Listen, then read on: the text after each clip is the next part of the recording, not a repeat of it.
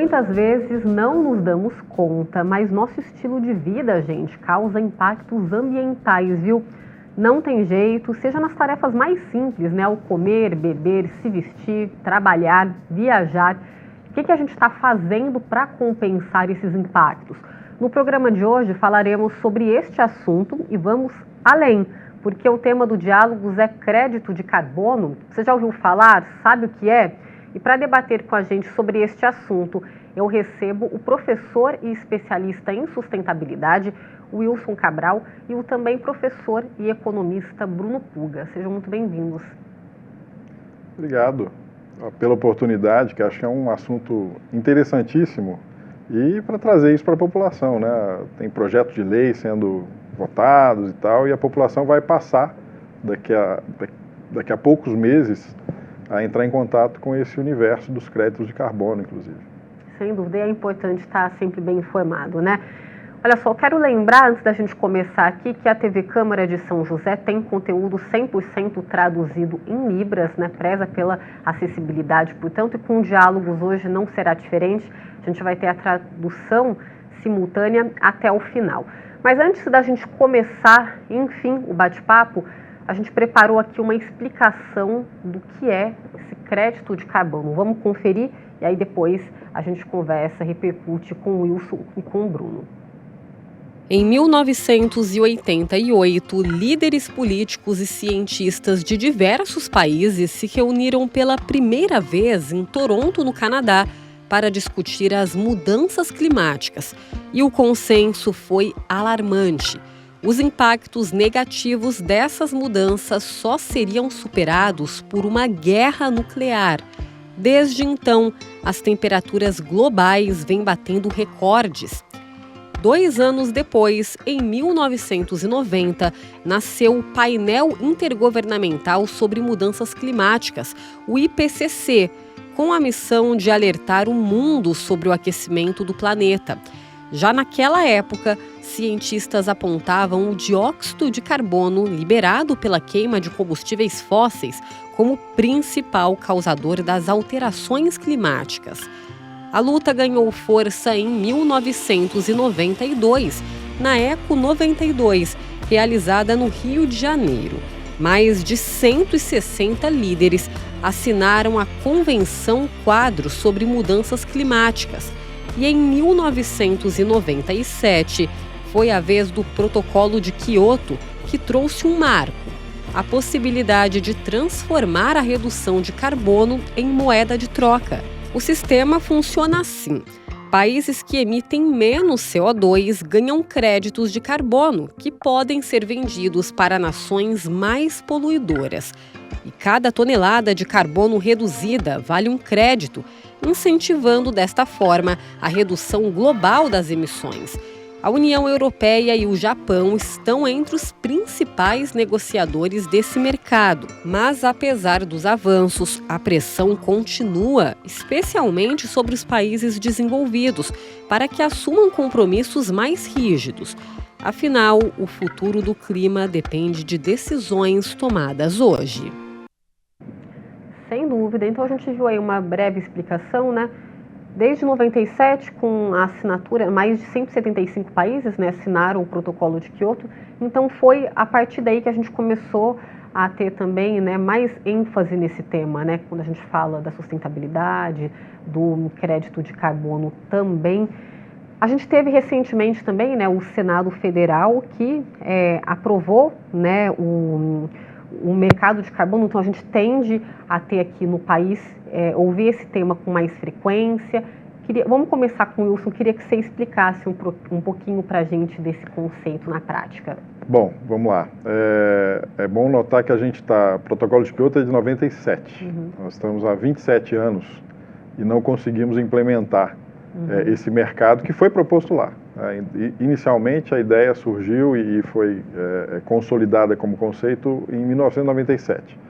De lá para cá, diversas tentativas de fazê-lo funcionar, porque isso exige um acordo internacional muito intrincado, muito difícil de ser tratado. Por quê? Primeiro, porque você tem diferenças de emissões. Então, os países hoje mais avançados economicamente são os que mais emitiram no passado. E os países que hoje estão em desenvolvimento passam a ser os maiores, tem uma transição para serem os maiores emissores, mas não se locupletaram, ou seja, não tiveram todo o avanço econômico que aqueles ganharam no passado. Então tem uma disputa, inclusive, a principal disputa inicial em torno disso é quem que deve pagar a conta e quem foi o principal responsável, quem foram os principais responsáveis pelo estado atual do aquecimento global, né? E está claramente isso ao longo do tempo foi sendo salientado, etc. O Brasil teve uma importância, né, grande nesse aspecto, que foi um dos países a gritar e dizer, olha, vocês poluíram, né? Geraram boa parte do passivo ambiental que a gente tem e do aquecimento global. Então a gente agora também quer desenvolver e, se for preciso, até poluir também. E aí, como é que a gente faz? Como é que a gente fecha a conta? Então era difícil chegar numa conclusão assim. Isso foi superado, há coisa de 10 para 15 anos atrás, isso foi superado, os países desenvolvidos entenderam que realmente eles tinham uma conta maior, criou-se as diretivas de cada país, agora cada país vai dizer quanto está disposto a contribuir, né, nacionalmente para esse processo, e aí o acordo vai se dar em torno disso. E agora sim os países estão, depois do protocolo do Acordo de Paris, é que os países estão trazendo esse tema internamente para discutir nos seus parlamentos, etc., como é que a gente vai fazer internamente. E esse projeto de lei 182 desse ano, 2024, transitou pela Câmara, transitou pelo Senado e bem possivelmente vai à sanção.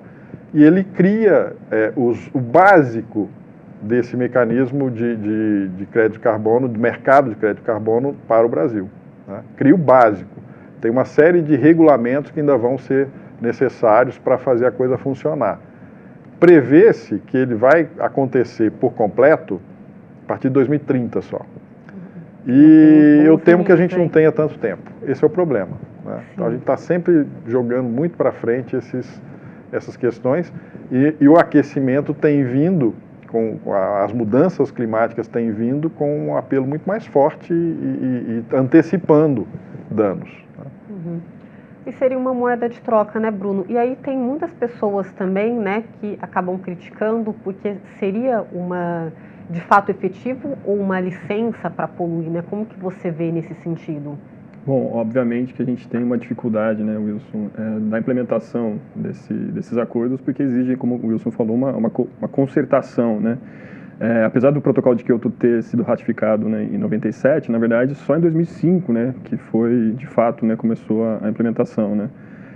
Porque os Estados Unidos, que era o maior poluidor, nunca, na verdade, conseguiu endossar de fato, né? Porque era o reconhecimento de que, sim, ele tem uma responsabilidade, os países ricos têm uma responsabilidade maior em relação a esse orçamento que a gente tem de crédito de carbono, né? Porque é importante a gente entender que a gente tem uma cota, vamos dizer assim, um orçamento mesmo, né, de X mil toneladas que a gente pode emitir para que essas condições biofísicas, né, de aquecimento da Terra se mantenham estáveis. A gente já passou esse padrão climático e o Acordo de Paris ele prevê um pouco manter esse padrão em até 1,5 grau a mais, né, então, na média, né. Então, a partir dessa limitação, vamos dizer assim, desse teto, a gente poderia criar um sistema, a gente criou, na verdade, um sistema de troca de emissões, onde quem polui mais vai ter que ou deixar de poluir, ou comprar daqueles que deixaram de poluir, né? Então, você cria um mecanismo, vamos dizer assim baseado na troca, baseado no mercado que ele sinaliza bem, né? Então, as empresas podem escolher. Uma siderúrgica que tem lá um forno, né, uma caldeira que emite bastante CO2 e outros gases, pode escolher mudar essa caldeira para processos mais limpos e ganhar esse crédito de carbono, né? Ou não, ou ela manter aquele mesmo processo e comprar de outras empresas que fizeram a troca, que passaram para fontes menos poluentes, né?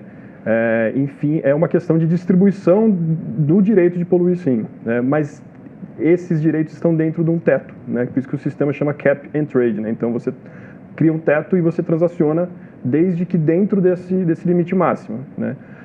As discussões, né, muito embora pautados por essa questão de eficiência, né? Então onde que a gente pode transacionar, quem que vai ganhar, quem que vai deixar de ganhar, ela gera pelo menos um incentivo a uma substituição dessas fontes de combustíveis fósseis que são, na verdade, a grande causa do aquecimento global, né? Então a gente precisa parar de emitir, precisa parar de queimar combustíveis fósseis, né? Não há como a gente não tem uma outra terra, uma outra biosfera, uma outra biota, né? A questão é que a gente tem vários instrumentos e o mercado de carbono, o crédito de carbono é um desses instrumentos. Ele é suficiente, né? Como o Wilson postula aqui, possivelmente não, né? E não é o clima do futuro que a gente está, né, somente olhando, é o clima de agora, né? Então as nossas decisões demoram, né, 20 anos, 30 anos, né, para que a gente conseguir achatar essa curva de crescimento das emissões de carbono, né? Então o desafio, né, que ele é internacional. E a gente tem, óbvio, né, tem sinais, né, que possivelmente haverá grandes mudanças, né? A eleição do Donald Trump nos Estados Unidos é um sinal negativo, né, porque ele é declaradamente contra qualquer tipo de restrição ao crescimento da indústria americana, né? Então, é bastante pendular esses movimentos, né? Então, a gente espera que, principalmente, né, aqui no Brasil, com esse novo mercado de carbono a ser sancionado em breve, que a gente consiga pelo menos dar uma racionalizada melhor nessas empresas, mas a gente precisa fazer muito mais ainda. Eu acho que ainda é um primeiro passo que a gente tinha que ter tomado em 1997, né? Há quase 30 anos, né? E para ontem, né? Porque a gente está vendo cada vez mais, né, sentindo na pele os impactos dessas mudanças, né? Para o pessoal de casa, né, para a gente entender na prática, de fato, então, quem compra, quem vende, quem faz esse intermédio, como que a gente poderia explicar? Bom, tem dois mercados, vamos chamar assim, dentro desse mecanismo, né? O chamado mercado regulado e o mercado voluntário de crédito de carbono. Então, o mercado regulado é aquele que, por exemplo, todo emissor, toda empresa que emite mais de, atividade econômica, enfim, que emite mais de 10 mil toneladas por ano, toneladas de CO2 equivalente, que é a conta que a gente faz para uniformizar o cálculo de CO2. Ele vai ter que entrar nesse mercado. Ele vai ser sujeito à regulação do governo. Então, se o governo disser, olha, nós temos um limite, um teto anual de emissões, e esse é o nosso limite. Então, nós vamos pegar todos os emissores acima de 10 mil toneladas e vamos colocar num pacote e vamos ver como é que a gente vai distribuir esse custo, né? Então vou dar um exemplo aqui, tem uma empresa que atua num setor, que tem duas empresas que atuam no mesmo setor, são concorrentes. Essa empresa A, ela tem, por exemplo, uma emissão de 20 mil toneladas de CO2 por ano. A empresa B tem uma emissão de também 20 mil toneladas de CO2 por ano. Ambas vão ter que entrar no esquema. Então elas vão ter que, por exemplo, diminuir para 10 cada uma, 10 mil toneladas. Bom, suponha que a empresa A tenha um custo de produção menor, ela tem uma agilidade maior, ela tem mais facilidade para adotar uma nova tecnologia. Então ela adotou uma nova tecnologia e diminuiu suas emissões para 10 mil toneladas. Entrou dentro do cap, do teto que o governo propôs. Bom, a empresa B não consegue. Então ela não consegue, ela vai tentar ao máximo, se ela mudar a tecnologia, ela vai ter um custo tão alto, que ou ela não sobrevive, ou ela vai ter que dar um outro jeito.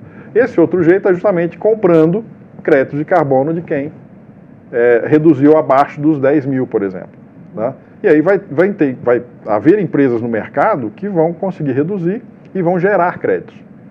E também tem outros tipos de créditos, por exemplo, tem o crédito de compensação, eu posso investir em restauração ecológica, né? Restaurar áreas degradadas e tal, que vão trazer também uma absorção de carbono, isso vai gerar um crédito.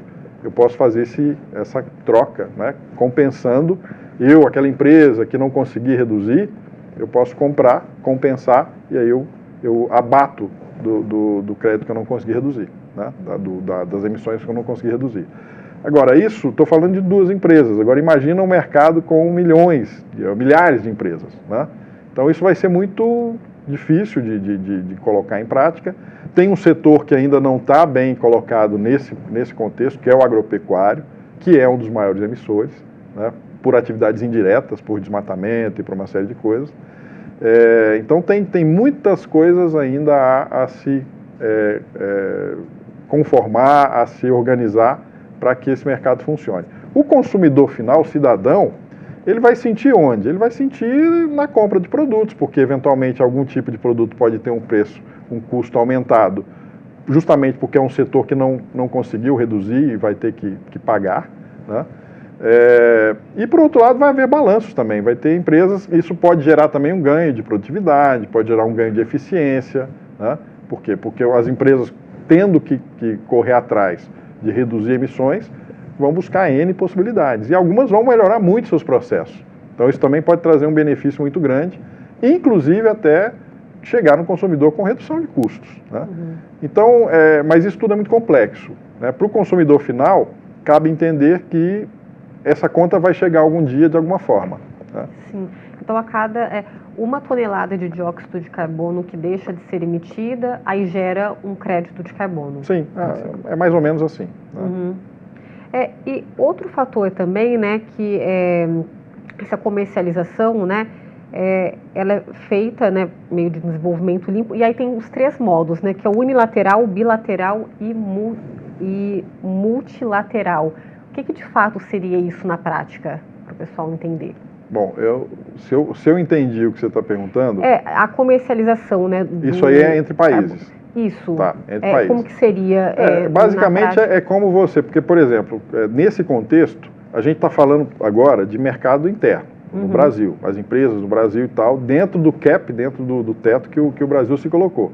Agora, cada país vai ter um limite de emissões. Sim. E esses países também vão poder se organizar e fazer trocas entre países. Eu tenho um limite de emissões no Brasil, eu posso negociar esse limite de emissões com outros países que têm limites menores ou coisas assim, né? Se eu faço isso com outro país diretamente, é bilateral. Se eu faço com vários, um acordo, por exemplo, em nível de Mercosul, estou falando de multilateral. Então, basicamente, depende de quantos países, qual o tamanho desse arranjo para fazer essas trocas, né? Mas isso é uma coisa que, se já é complexo fazer o exercício interno para lidar com isso, imagina pensar no multilateralismo, ou mesmo no acordos bilaterais, em que você tenha que trocar de país para país, né? Isso vai entrar no nível dos acordos comerciais, inclusive, né? A gente está falando agora, por exemplo, do Mercosul, do acordo do Mercosul, parte da América do Sul e Europa, né, e Comunidade Europeia. E já está sendo difícil lidar com isso, porque tem país que acha que vai sair perdendo e se retira, e etc. Tem uma negociação muito intensa.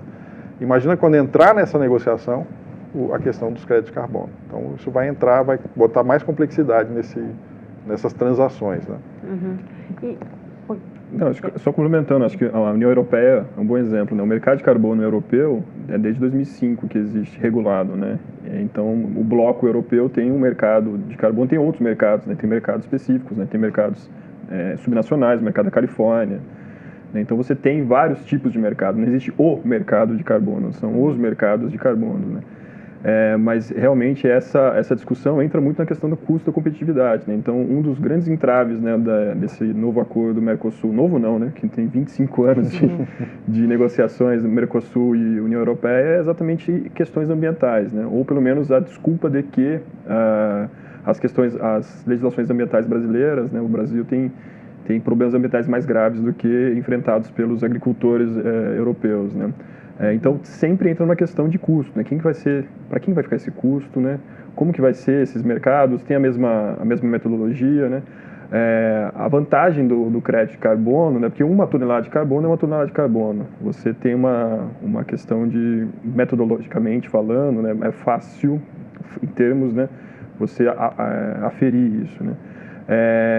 E teoricamente não importa se esse crédito de carbono está em país X, Y, Z, desde que todo mundo, né, consiga reduzir, né? Então, a gente colocando isso dentro de um teto, esse teto na verdade não vai ficar fixo, esse teto cada vez mais ele vai abaixando, né? Isso vai forçar, né, com que esse mercado cada vez mais haja essas trocas, né, entre ativos, né, entre pessoas que reduzem e pessoas que precisam reduzir, né? Através do preço, né? Então, se o preço do crédito de carbono dispara, é mais vantajoso para a empresa ou trocar o processo ou parar de produzir certas coisas, né? Para o consumidor final, um dos bons exemplos que a gente tem aqui é a escolha do combustível para locomoção, né? é etanol e gasolina. O etanol você tem uma emissão menor, você tem um ciclo de vida que tem captura, principalmente pela produção da biomassa, etc., né? E a gasolina vai ter que ter, em breve, um imposto, uma taxa, que inclua dentro do preço da gasolina o preço do carbono emitido, né? Com certeza a gente vai ter o quê? Subida de preço dos combustíveis fósseis, né? Não só a gasolina, mas como o diesel, né? E uma competitividade maior do etanol, né? Então, é um pouco esse tipo de escolha que vai gerar. No caso de, por exemplo, eletrodomésticos, né? Então, muita gente, por exemplo, não usa mais fogo a gás, né? Porque também vai ter um custo a mais, né? De você emitir, além de ser pior para a saúde, etc., né? Vai haver uma migração tecnológica importante, né? A questão que a gente sempre fala é a velocidade disso frente ao nosso desafio, né? Acho que a gente é ainda bastante tímido, a gente comemora muito, né, Wilson, pequenas conquistas, na verdade, mas a gente precisa de um esforço hercúleo, né? Por quê, né? O clima está mudando muito rapidamente, né? O que a gente esperava o IPCC principalmente esperava que essas mudanças, né, fossem daqui a alguns anos, né? Estão se observando já, né? Então, 2024, o ano mais quente da história, até agora, né? Então, como que a gente lança mão de todos esses esforços, né? Tem que reduzir a poluição de atividades industriais, sim, parar ou redução ao máximo das emissões via combustíveis fósseis, mas tem que restaurar muito a floresta, tem que restaurar o ecossistema, tem que proteger os ecossistemas, os corais, né, que são perdas irreversíveis, vamos dizer assim, né? Não tem como voltar atrás depois, recuperar certos ecossistemas, né?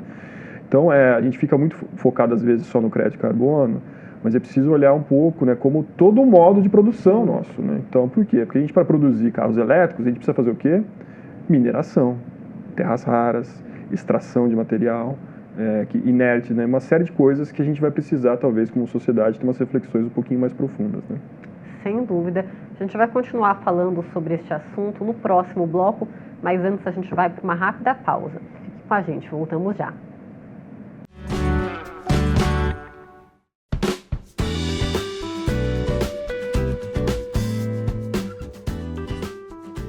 De volta com Diálogos, e hoje estamos falando sobre crédito de carbono, né? E a gente está recebendo o professor e especialista em sustentabilidade, o Wilson Cabral, e também o professor e economista Bruno Puga.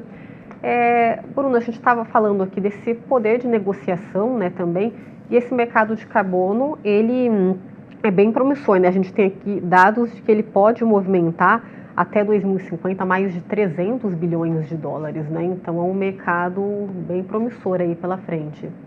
É um mercado que, na verdade, tem, né, esses dois tipos de mercado, o mercado regulado e o mercado voluntário, né? Então o mercado voluntário já tem acontecido bastante, né, iniciativas interessantes, né, de tentar compensar voluntariamente, né, que não entram nas metas oficiais dos países, né? Mas a grande esperança, né, desses últimos anos era que finalmente a gente conseguisse colocar esse mercado regulado, né, que é o Estado brasileiro e seus entes, né, subnacionais colocando metas nas reduções, né? E a ideia, né, na verdade o potencial que existe disso é movimentar finalmente uma sinalização para cumprimento de metas. Para cumprir metas, novos produtos, serviços, né, e tecnologias têm que ser desenvolvidas, adaptadas, implementadas, né? E isso obviamente vai gerar uma ampla gama de novos empregos, novos setores, novas empresas, né? Além da movimentação do próprio mercado em si, do crédito, né?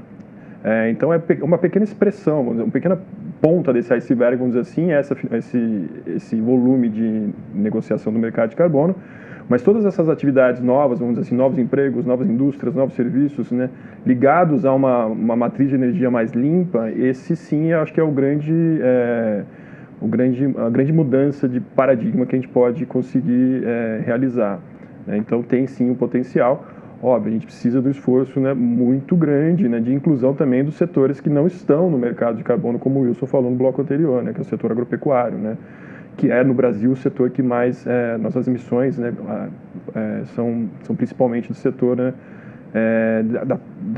da conversão de uso da terra, né, então o setor agro inclui aí, né. Mas também tem iniciativas, né, para o próprio setor de redução dessas emissões, né, então é um grande incentivo para a inovação, né? Uhum. Vocês comentaram, né, de alguns setores, como o agro, né, que acaba poluindo mais, como também conversar, trazer, né, esse setor também, né, para esse projeto, que é um projeto de todos, né, a gente está falando sustentabilidade, do futuro do planeta, como conversar com esse setor também, para a gente tentar, né, ter medidas mais efetivas de fato, que como a gente está falando já é para ontem, né, aqui a gente está numa situação bastante complicada. Eu acho que passa por um entendimento nacional, do ideário nacional, não só do setor econômico, etc., mas, por exemplo, do setor político, dos deputados, senadores e próprio judiciário também, da importância que é essa regulação e da importância que é cumprir essas metas que estão sendo determinadas pelo próprio país. Eu digo isso por quê? Porque a gente tem hoje uma Câmara dos Deputados, especialmente, que ela tem uma forte presença do agronegócio e que tem agido muito umbilicalmente, né, muito olhando para o seu próprio umbigo em termos de benefícios e redução de custos, etc., sem olhar para o contexto maior, para a nação, para o Estado, né, para o país e para o mundo. Isso tem dificultado muito com que a gente avance em termos de redução de emissões por conta de degradação ambiental, né? Então, esse setor tem agido muito para flexibilizações ambientais, flexibilização de licenciamento ambiental, redução de quaisquer constrangimentos que o setor possa ter. E isso que a gente está colocando vai representar um constrangimento para muitos. Quando você diz, olha, o máximo que você vai poder emitir é tanto, e isso vai ter que ser cumprido. Agora, se isso não for entendido como uma necessidade humana, é bem possível que a gente tenha perdas aí do ponto de vista de gestão política, né, de atrasos políticos aí em relação ao parlamento que podem travar. E o que a gente espera acontecer nos próximos anos leve mais de 10, 15 anos para ser implementado. E a questão é que nós não temos esse tempo. Uhum. E é curioso que o próprio agronegócio é beneficiário de parte dessas mudanças. Tá? Hoje, por exemplo, boa parte da produção agropecuária no Brasil tem sofrido com mudanças climáticas. Eles são perdedores também nesse processo. Então, tem que entender que o que a gente está falando é de um ideário da sociedade, é um pacto civilizatório até. Né? Assim como a gente teve o pacto, eu costumo fazer uma analogia com o pacto da não proliferação de armas nucleares lá 40 anos atrás. Por quê? Porque a gente estava na iminência de uma terceira guerra mundial. Né? Então, os que têm um pouco de cabelos brancos vão lembrar disso. A gente está nesse impasse agora, a gente está também diante de uma nova possível extinção de espécies em massa e de perda do ambiente em que a gente vai viver. O planeta continua existindo, quem está correndo risco somos nós. Uhum. É um problema de todos nós, né? Principalmente, né, aí a gente tem um recorte social também, a população de baixa renda, que serão as primeiras, né, que vão sofrer, já estão sofrendo com isso, né? Exatamente, né? As populações mais vulneráveis são as que mais sofrem, né, que vivem em situação de risco, né, em lugares, né, em costas, etc. Então, os eventos climáticos extremos, essas novas enchentes e chuvas muito intensas, né, têm afetado diretamente essas pessoas mais vulneráveis, né? Então, até um paradoxo, né, porque as pessoas que mais sofrem são as que menos contribuem para o aquecimento global, né? Então, o rico bilionário que, enfim, emite mais CO2 com seu grande jato, né, do que juntar a população brasileira inteira, vamos dizer assim, né, acho que não soma a quantidade de emissões em termos, né, de pegar os jatos dos bilionários, né, é isso, né, mas os impactos vão ficar para quem, né? Quem que consegue criar capacidade adaptativa frente às mudanças climáticas, né? Quem consegue criar, ter condições, né, materiais, por exemplo, de absorver esses impactos, né? Então é uma tentativa civilizatória, concordo com o Wilson, né, de colocar que esse problema não é problema do outro, né, é um problema nosso, né? Então o problema é de todos, né? Todos deverão contribuir, né? Óbvio, a gente está tentando, né, acho que nos últimos anos, criar essa essa separação, né, entre quem poluiu mais, que contribua mais, né? Mas é muito difícil, né, que as pessoas reconheçam, na verdade, o privilégio que o padrão de vida elevado, principalmente nos países desenvolvidos, né, ele vem principalmente da poluição excessiva, né, principalmente a partir da Revolução Industrial, né? Então a gente precisa desse reconhecimento da população como um todo, né? Óbvio, a gente vai ter que fazer a nossa parte, né? Não é só esperar que os outros resolvam o nosso problema, né? Quanto ao setor agro, né, eu concordo também com isso. Né? Acho que é entender que você é tanto, né, o maior interessado e o maior afetado por isso, né? Então, se não tem chuva, né, no Centro-Oeste, não tem safra recorde de soja para o Brasil sustentar a sua balança comercial, né? Então, é isso. A gente precisa entender que o setor agro, né, esse agro ainda retrógrado, né, eu espero que seja uma minoria, né, mas ele tem muita voz, que consiga, de fato, entender qual que é o papel dele. Ele pode liderar esse processo com agricultura regenerativa, sistemas agroflorestais, uma inclusão produtiva, um consorciamento entre outras culturas, não focar exclusivamente na monocultura, né, de certas commodities, né. Recuperação, ela gera dinheiro, né, e tem muita gente ganhando dinheiro já com isso, né, entendendo que restauração ecológica também de ecossistemas, uma agricultura regenerativa de baixo impacto, ela pode sim ser a grande fornecedora de divisas para o país, né. O quanto antes, as pessoas entenderem isso, né, olhar isso também como uma oportunidade de negócio, eu acho que vai facilitar um pouco essa transição, né. Obviamente, esse debate ele fica muito prejudicado, né, por uma questão ideológica, né? Então a gente sabe de que há guerras ideológicas, vamos dizer assim, de colocar dúvida sobre uma coisa que é consensual, né? Que a gente sabe, né, que não existe dúvida dentro da academia, dentro da ciência, sobre o papel da atividade humana no aprofundamento das mudanças climáticas, né, do aquecimento global, né? Então, mas tem pessoas que obviamente ganham dinheiro colocando dúvidas na nossa cabeça. Tá, é isso. A gente vai agora exibir um VT, pessoal, o Thiago, né? A gente conversou com o Thiago, ele que trabalha com desenvolvimento de tecnologias para sustentabilidade ambiental e econômica. Ele contou um pouquinho para a gente, né, sobre como está funcionando na prática essa situação toda. Vamos assistir, aí depois a gente conversa com ele para repercutir. Nós somos uma empresa de bases tecnológicas, nós estamos sediados no Parque de Inovações Tecnológicas de São José dos Campos e o nosso trabalho é desenvolver tecnologias para a sustentabilidade, tanto a sustentabilidade financeira quanto a sustentabilidade no ponto de vista ambiental. Um exemplo de tecnologia que nós temos de acesso fácil para a população mais consciente, que queira contribuir para a mitigação de mudanças climáticas, são os combustíveis de transição energética. Hoje nós temos um parceiro internacional, que é a Oreb Energy, que produz o Green Plus. O Green Plus ele é uma nanotecnologia que ele age melhorando a eficiência energética dos combustíveis fósseis, por exemplo, de gasolina, diesel, e para o Brasil foi desenvolvido ainda o EcoBooster, que é uma evolução dessa tecnologia para o etanol. Hoje, 70% das emissões de São José dos Campos estão atreladas a combustíveis fósseis, a queima de combustíveis. E no estado de São Paulo, a gente está falando em questão de ordem de 30% de emissões originadas pela queima de combustíveis. Então essa é uma importante ferramenta que hoje nós já conseguimos ter esse impacto de redução de 7% das emissões simplesmente pela população usar esse combustível.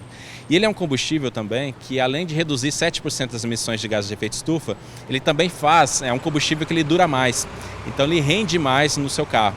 Então você paga o mesmo preço da gasolina aditivada, porém um combustível que vai render até 7% mais no seu carro. Além dos ganhos da redução de emissões de gases de efeito estufa, ele também traz ganhos para a saúde pública. Então a gente está falando, por exemplo, do material particulado que causa mais ou menos 100 mil mortes por ano no estado de São Paulo. A gente está falando da redução da emissão desse material particulado em 30%, apenas usando o combustível de transição energética. Paralelo a isso, nós desenvolvemos também uma moeda digital que é o GreenCoin. O GreenCoin ele contém 1 tonelada de carbono, um crédito de carbono, porém mais a preservação da biodiversidade. E um outro projeto de impacto em sustentabilidade que estamos fazendo em São José dos Campos, em parceria com o Parque de Inovações Tecnológicas e a Prefeitura, através da Lei de Inovações, é um ambiente sandbox, em que nós estamos trabalhando para a redução das emissões de gases de efeito estufa dos serviços públicos de São José dos Campos. Por exemplo, transporte público, a frota pública de São José dos Campos, que tem equipamentos pesados, a diesel. e buscando a neutralidade dessas emissões. E para isso nós vamos usar os combustíveis de transição energética para redução de emissões de gases de efeito estufa e o GreenCoin, utilizando as florestas do município para fazer essa neutralização do carbono. Então nós vamos ser hoje, um projeto, o grande objetivo é ser a primeira cidade no Brasil a ter o transporte público carbono neutro e a frota pública também, a frota de carros próprios da prefeitura carbono neutro. Qual que é o efeito disso para a cidade de São José dos Campos? Hoje nós estamos trabalhando com São Francisco Xavier, com o GreenCoin, para a proteção da biodiversidade. E isso representa que a essas áreas que financeiramente eram inativas, agora os proprietários rurais dessas áreas passam a receber um estímulo financeiro de compensação. Então os nossos clientes, que são os postos de combustíveis, as empresas, compensam as suas emissões e grande parte desse recurso vai até essas áreas de floresta, estimulando esse proprietário a preservar essas áreas. Tá, então bem interessante. E o Thiago, que apareceu aí na Sonora, tá com a gente agora. Seja muito bem-vindo, Thiago. A gente já tem o sinal dele, tá aí. Bem-vindo ao Diálogos mais uma vez.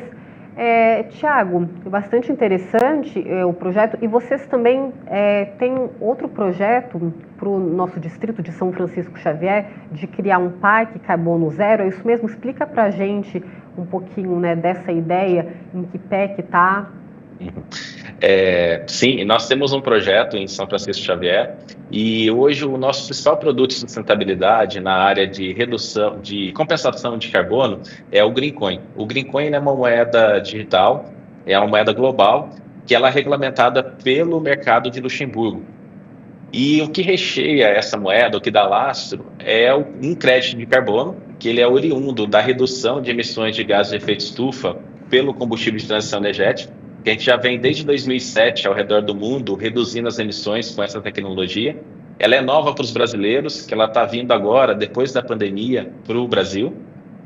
E um outro ponto que foi muito colocado aqui, que é a questão também, qual que é a solução para a biodiversidade? E aí nós temos também um crédito de biodiversidade. Essas propriedades rurais de São Francisco Xavier, quanto melhor é a gestão dessas áreas, proteção dessas áreas, se tem brigada de incêndio, se tem um plano de manejo orientando o que pode ou não ser feito nessas florestas, se essas áreas permitem que as pessoas visitem e tenham contato com a vida silvestre. Então a gente tem 2 pontos ali no crédito de biodiversidade. É a biodiversidade, a floresta, os animais e também as ações antrópicas. Qual que é o grau de gestão dessa unidade? Quanto maior é o grau de gestão de proteção dessa área, né, dessas áreas privadas, tá? Essas áreas privadas, elas ganham mais crédito de biodiversidade. Então, um GreenCoin, ele contém 1 tonelada de carbono que deixou de ser emitida para a atmosfera e contém um crédito de biodiversidade. E o intuito do crédito de biodiversidade é que as empresas locais, elas compensem a sua pegada na biodiversidade no próprio município. E isso é o que está acontecendo hoje nesse exemplo do projeto Sandbox São José dos Campos, em que nós estamos trabalhando com o transporte público de São José dos Campos carbono neutro. Então, não só carbono neutro, mas também nature positive. O que isso significa? Que além de ter a compensação dos gases de efeito estufa, a gente também tem a compensação que essa atividade ela causa na biodiversidade. Então, aqui a gente está estimulando estamos estimulando o proprietário rural, levando condições financeiras para que ele possa manter a floresta em pé. E para o consumidor, que é a empresa de ônibus, a gente está falando na redução de um custo operacional de 7% a 10%, dependendo do equipamento que ela tem. Então, é um projeto sustentável no ponto de vista financeiro também. Então, o nosso cliente final, que é a empresa de ônibus, ela reduz o custo operacional. A propriedade rural, ela ganha um estímulo financeiro para continuar com a floresta em pé. E nós temos um modelo de negócio aqui que é sustentável. Ele é sustentável para as nossas empresas, para o nosso parceiro internacional e também ali para os nossos clientes das 2 pontas, da propriedade rural e as pessoas na vida urbana. Então, São José dos Campos desponta aí como cidade inteligente, residência sustentável. E nós escolhemos São José dos Campos para realmente ir nessa linha de que São José dos Campos já levantou essa bandeira. Então, vai ser o primeiro município em que a população vai poder consumir um combustível fóssil com carbono neutro e usar o transporte público carbono neutro e os serviços que são feitos aí com os carros públicos da Urban, o asfaltamento, ou a coleta de lixo, tudo isso vai ter as suas emissões compensadas e a proteção da biodiversidade do município. Tá? Então, é um projeto bem disruptivo e que nós escolhemos São José dos Campos para iniciar, ter o primeiro exemplo de cidade nesse segmento com vários segmentos da cidade com carbono neutro. E aí, Thiago, novo ano aí pela frente, a ideia é expandir cada vez mais esse projeto. Sim, nós já estamos, todo o nosso projeto, ele segue uma parte muito rigorosa e de certificação de terceira parte e âmbito internacional.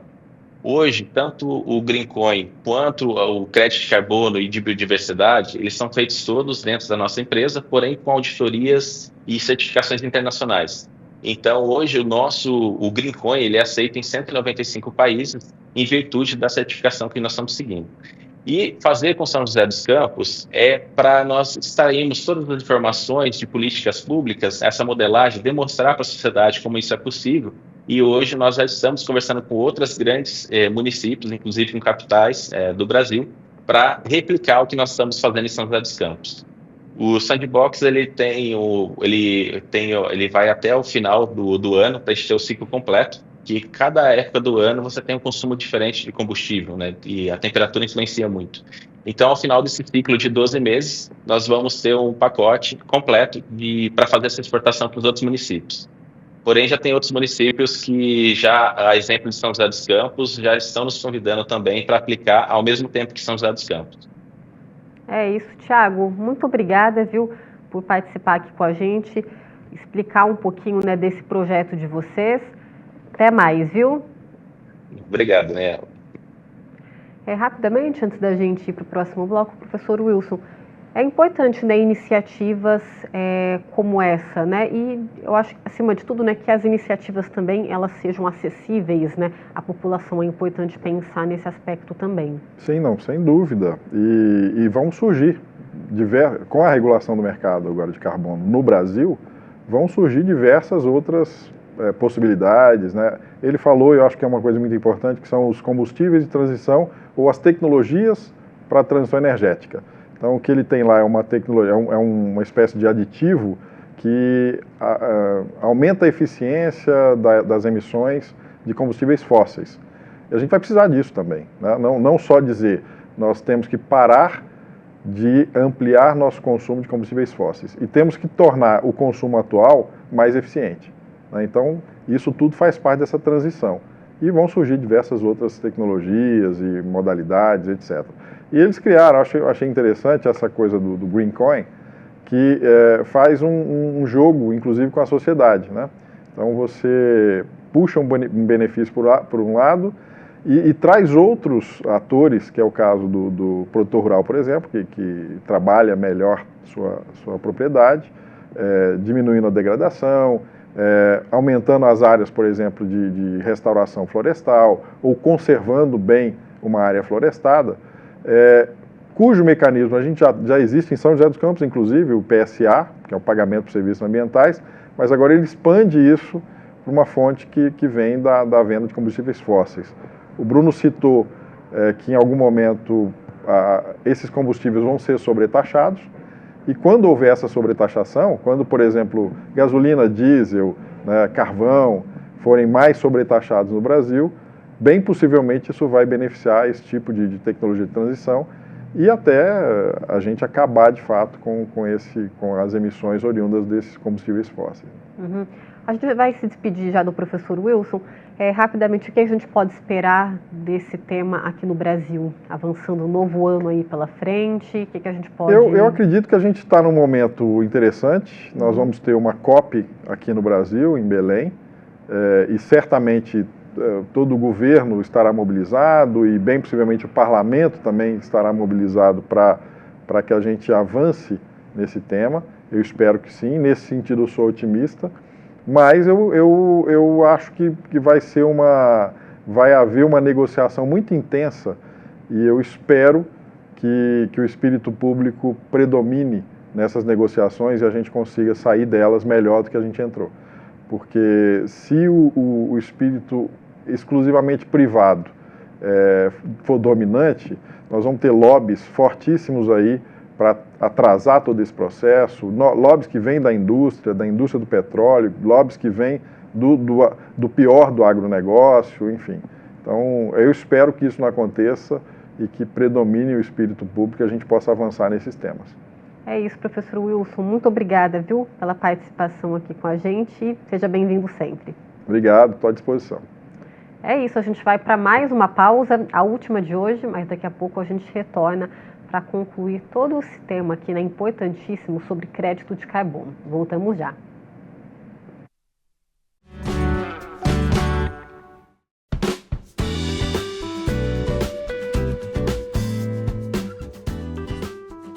Estamos de volta com Diálogos.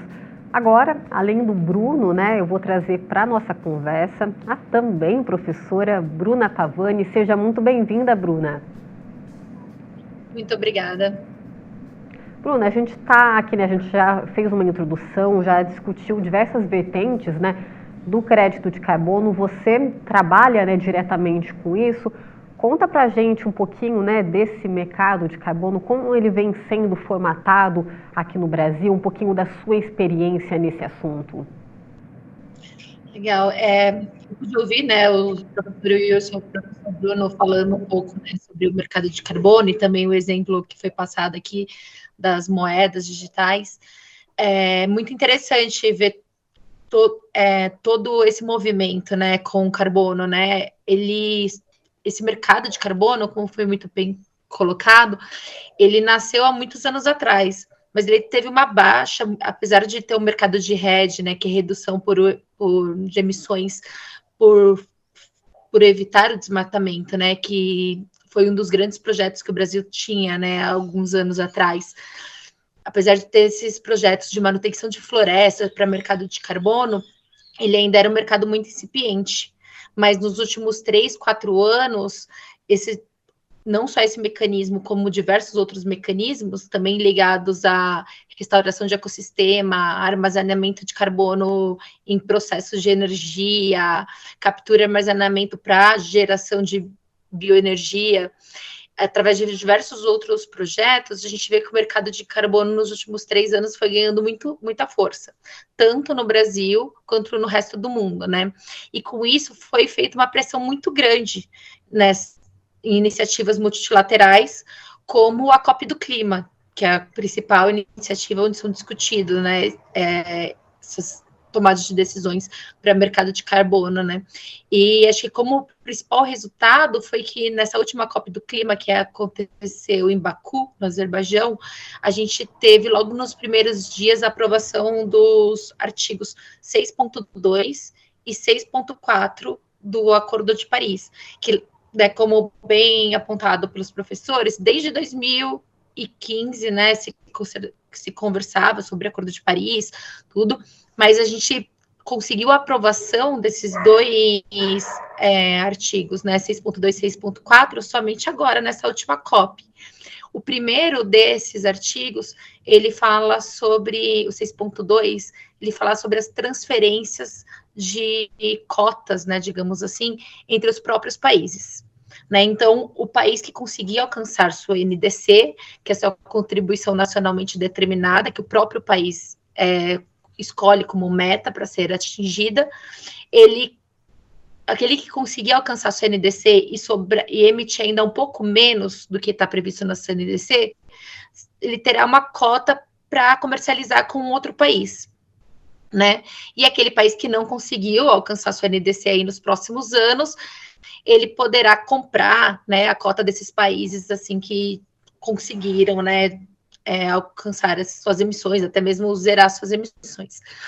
Mas o grande problema disso é que apenas, desculpa, de complementar, né, o 6.4, né, o mercado de carbono global, né, como é conhecido, são as transações entre quaisquer entes, ou seja, países, empresas e outras instituições que podem ocorrer dentro, né, do ambiente da ONU, né? Então, serão só foram aprovadas nos mercados, as regulamentações ainda estão por vir, ou seja, as metodologias que poderão ser utilizadas nesse mercado global de carbono ainda está por vir na aprovação. A gente espera que na COP do Brasil, no próximo ano, a gente tenha bastante avanço, né, nessa parte.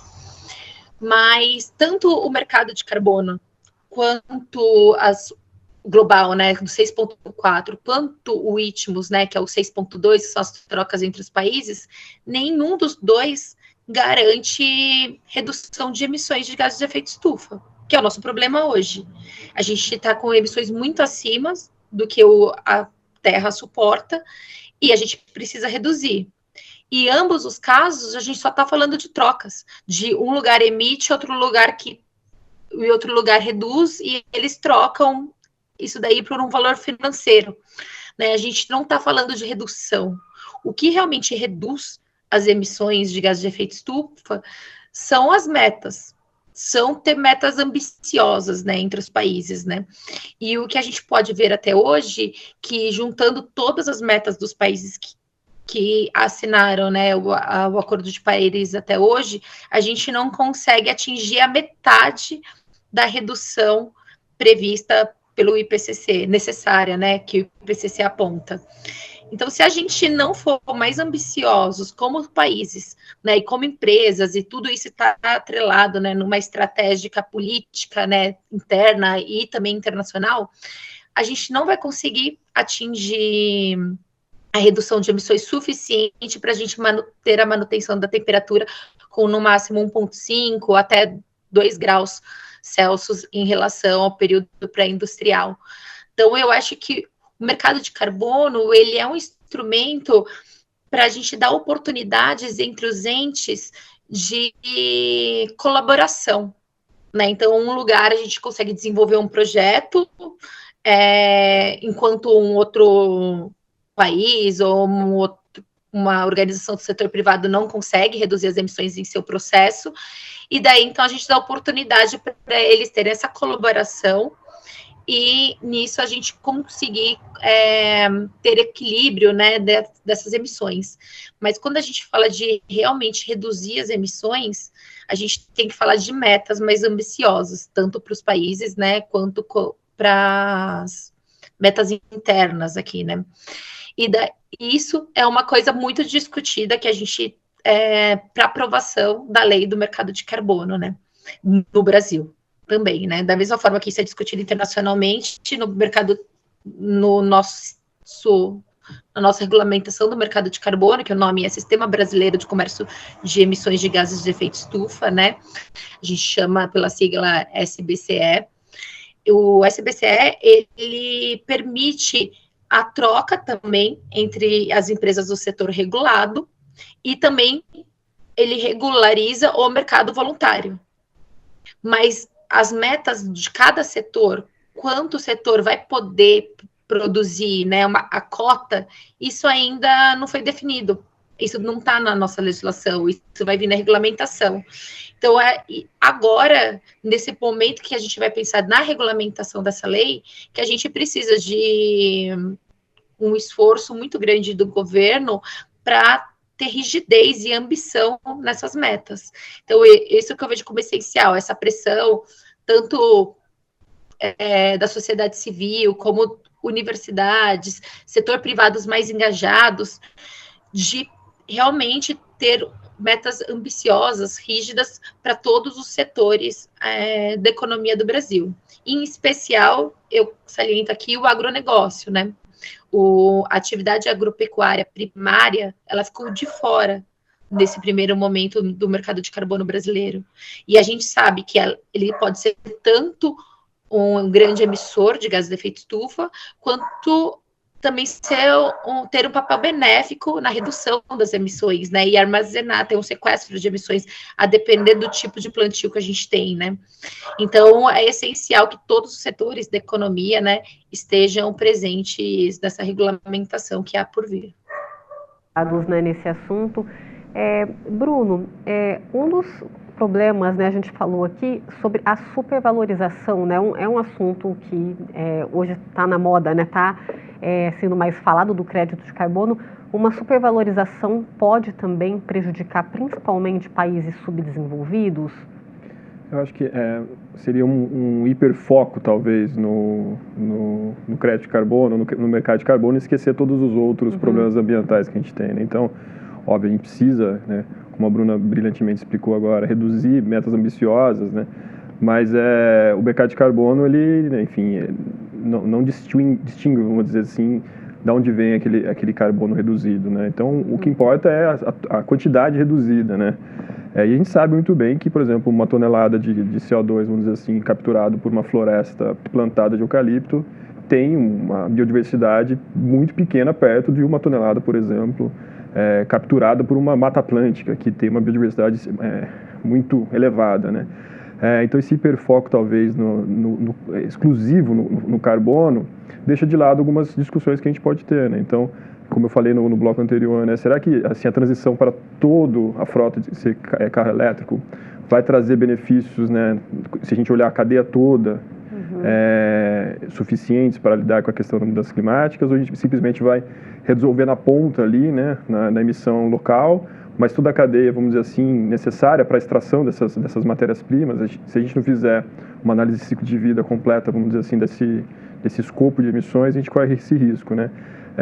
E a gente também valorizar, né, as pessoas e os povos, né, comunidades tradicionais que sustentam essas florestas, né, comunidades indígenas, quilombolas, né, esses territórios também, dando também benefícios dentro desse mercado de carbono para eles, né? Então, essa visão exclusivamente do carbono, às vezes ela funciona como um túnel, né? No túnel a gente só vê só o final do túnel, que seria o carbono, e a gente ignora talvez todos os problemas sociais e ambientais que a gente também precisa enfrentar, né? Sem dúvida, um processo tudo junto, né?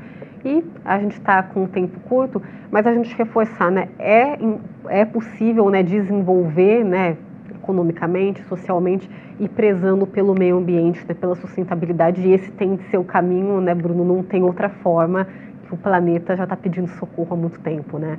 Não, com certeza. É possível desenvolver, a gente precisa pensar, na verdade, né, se o crescimento econômico, a qualquer custo, ele é necessário para o desenvolvimento, né? Então, a gente pode desenvolver com novas atividades, né, novos lazeres, novas profissões, né, uma nova forma de pensar, de consumir, principalmente, né? A questão é que não adianta a gente ter uma matriz energética limpa, totalmente limpa, dentro de um processo industrial que ainda é muito extrativista, né? Então, ainda depende muito desse fluxo de materiais, né? Que a gente faz, né, uma cicatriz na terra, né?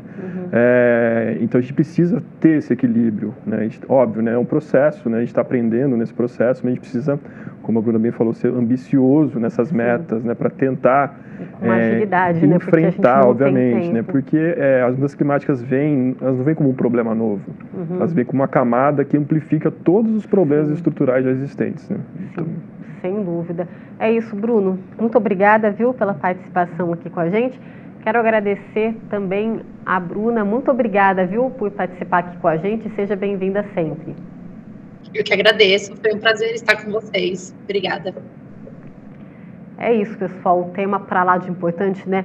É primordial que todos, né, procurem saber e façam, né, à medida do possível ali a sua parte, né? Seja engajado nesse sentido também, porque é um assunto de primeiro escalão, né? A gente precisa realmente pensar nisso, porque o planeta ele já está bastante saturado. E para você rever este programa, você pode acessar o youtube.com/tvcâmarasjc e também os nossos canais, o 12.3, canal aberto, além do 7 da NET e do 9 da Vivo. O Diálogos fica por aqui, mas semana que vem estaremos de volta novamente a partir das 4 da tarde. Até mais!